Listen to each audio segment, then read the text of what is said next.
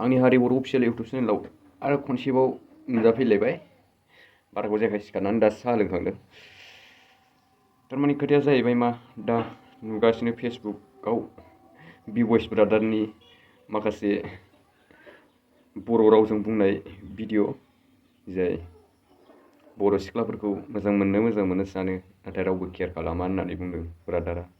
आरो बुंल' दा, माने दा बुंल' आं गुबुन हारिनि हिन्जाव लाबाय गुबुन हारिनि हिन्जावसो होननानै बुंदों आरोना ब्रादारा।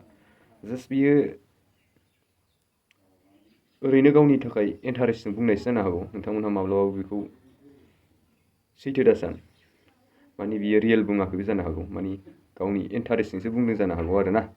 ओंखायनो सिख्लाफ्रा बांद्राय बेखौहाय गाज्रि मोननानै लाब गैया, मानोना बियो बर' रावजों भिडिअखौनो खालामखायानो गावनि इउटुब चेनेलावबो, ओरैनो इन्टारेस्टजोंहाय बुंदों जानो हागौ।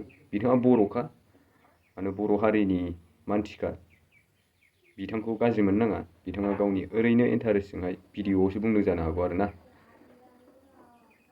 किबा जाने बिथाङाबो साना जानो हागौ गुबुन हारिनि हिन्जाव लानो, बर' हारिनि हिन्जावखौनो लागोन। खोथाया सैथो ना असैथो, ना रियेल बुंदों ना नंखाय बुंदों, बेखौहाय गावसो मिथिसिगौ। थेवब्लाबो साननो नाङा बेखौहाय नंथायगौ होननानै। आंनि बाथौ नङा, गाव ओरैनो भिडिअ बानायनायसै इन्टारेस्टजोंहाय। दानिया बेखौ बर' सिख्लाफोरखौ मोजां मोननो होनना सानो नै बिथाङा दा समाव, खिन्थु रावबो केयार खालामा। नायगोन आंबो सानसे, बुंल' दा सानसे समाव लाबाय बे आलदा जाथि, नायगोन नोंसोरखौ आं बुंबा। बिमा खर' जानाय नोङो, बिमा खर' जानाय नों, खामानि गैया उदाया। जेबो उदाया, नोंखौ हाबा लानायनिख्रुइ लायैआनो साबसिन। जेबो उदाया।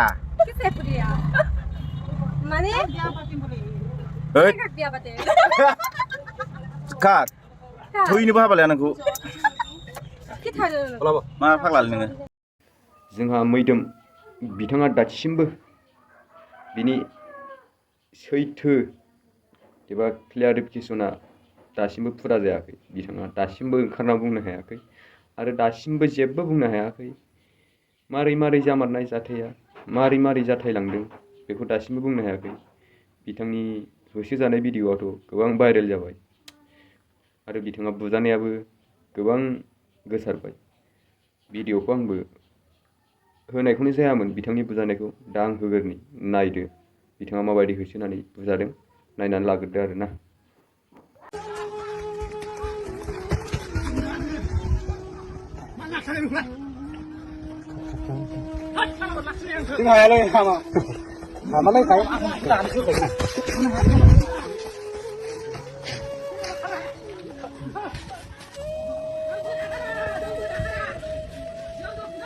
मैदोम बसुमतारी आरोना बे लोगोफोर बुजानाया, इनि हिन्जाव गोसथोनानै बोरै जादों होनखो होजाबाय आरोना नै।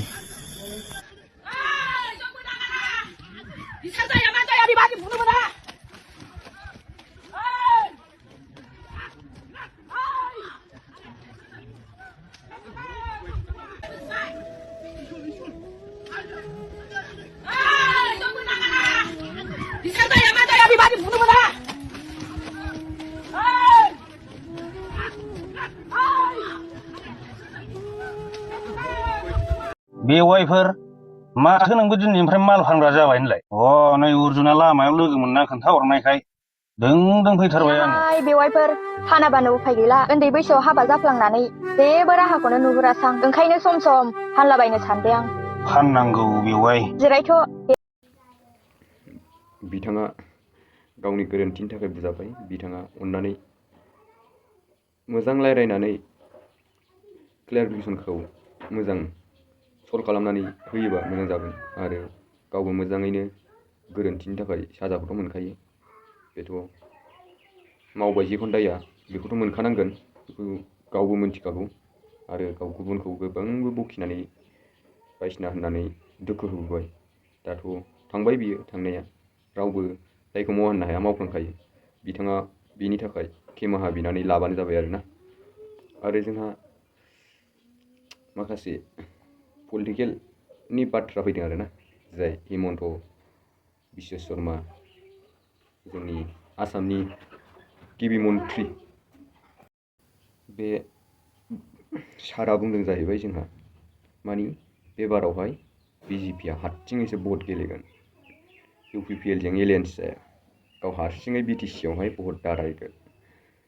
साननानै ला BTC आवहाय जुदि हिमन्तआ भट दारायनानै देरहामारोब्ला 2025 आव क'क्राझारनि सुइजारलेण्डआ थानाय नङा आरोना, बियो सेस खालामजोबखागोन बेखौ साननानै ला। मानोना गुबुन हारिनि राजखान्थिया BTC खौ सालायनांगौबा बियो माब्लाबाबो जोंनि बर' हारिनि मोजां जाखाया।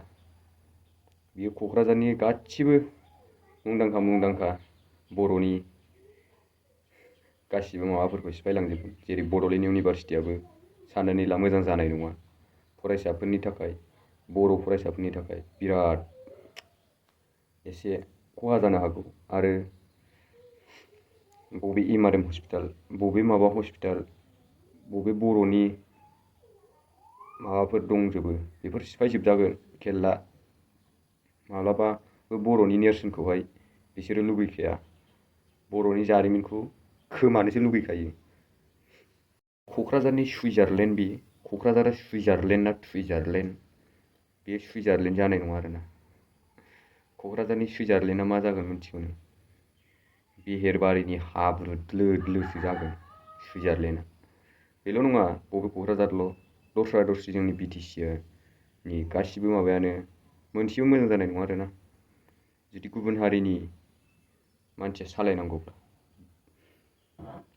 माब्लाबाबो बर' हारिनिथ' मोजां सानखाया गुबुन हारिया, बेखौ मिथिखागौ।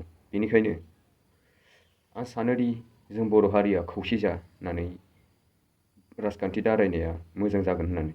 आरो आं सानोदि जोंनि बर' हारिया गावनि हारिनोनो भट होनाया स्रा, मानो मालाय हारिनो गुबुन हारिनो भट होनो।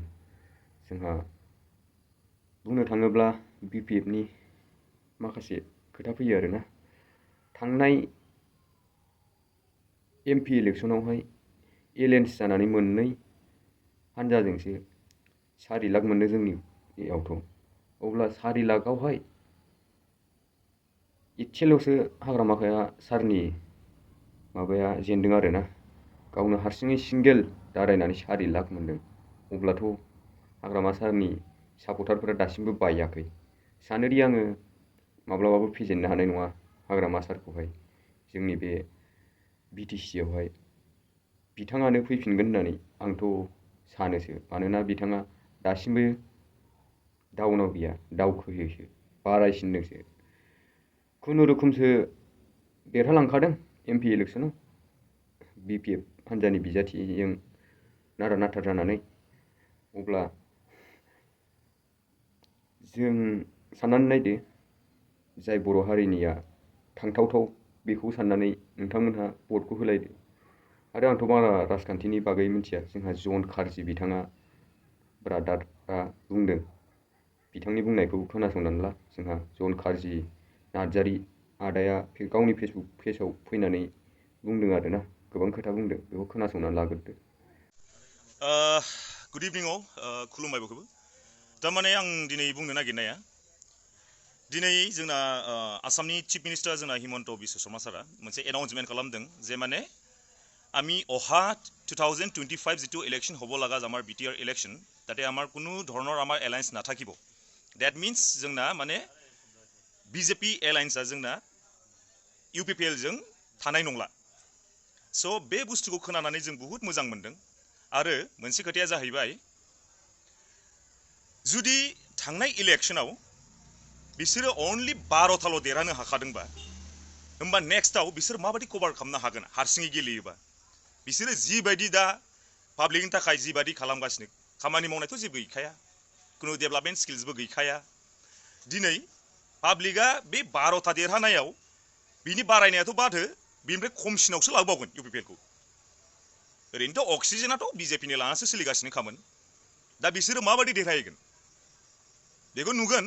खिन्थु आं मोनसे खोथा बुंनो, जोंनि दिनै BPF नि हाग्रामा सारखौबो, जाय BPF आ जेब्ला हां थोनो जादोंमोन, थैहां बरफहां बिराद खस्थ' मोनदोंमोन सरखार गैयि समाव सरखार थायैखाय बे समाव जाय मानसिफोरा जोंनि हाग्रामा सारखौ नायगार गारनानै थांदों जाहाथे बिसोरखौबो हाग्रामा सारा माब्लाबाबो दालाबोफिन आरो दालाबो हां गहां समाव हां थोनो समाव जुदि नोंखौनो गारनानै थांदोंबा सार बिसोरखौ लाबोफिनोबा जों माखासे खस्थ' खालामबाय थानाय पाब्लिकआ बुहुत गाज्रि मोनगोन सार बेखायनो आं बुंदों जाय मानसिफ्रा नोंखौ गारनानै थांदों सार बिसोरखौ माब्लाबाबो दालाबो आरो थैबाबो दालाबो जोङो देरहागोन 2025 आव जों देरहागोन मानो होनोबा बिसोरना अलरेडि बिजेपि एलायन्सआ गैखाला बास बिसोर हां थोनो जाखासिगोन जों देरहाहैगोन आरो जों विनार जागोन बे प्लिज सार आं रिक्वेस्ट खालामो जाय गारनानै थांदोंना प्लिज दालाबोफिन थेंक इउ सो माच दानिया आंखौ गाज्रि मोननो नाङा आरोना आङो बिपिएफनि मानसि बिथाङा बिपिएफनि भिडिअ बानायदों नङा आं रावनिबो मानसि नङा आङो ओरैनो जास्ट नुनायखौसो बुंदों आरोना आं रावनिबो मानसि नङा थारमाने आङो भिडिअखौ ब्रादारनिखौ आंबो नायदों फेसबुकआवहाय सानदों आंबो ब्रादार बुंनायखौ थारमाने मोजाङानो जोंनि बर' हारिया माब्लाबाबो गाज्रि लामाजों आगान सुर होजाया बेखौहाय मिजिंथियो मानोना जोंनि बर' फरायसा बर' फिसा जोंनि इयुनफ्रा जाहाथे खैफोदाव गोलैलाङा जोंहाबो इयुन दं माने जोंहाबो थांखि दं गावनि रायजोआव थानानै जुगे जुगे रायजो जालांनांगौनि खोथा दं बेनिखायनो आङो बुंदों आरोना थारमाने जोङो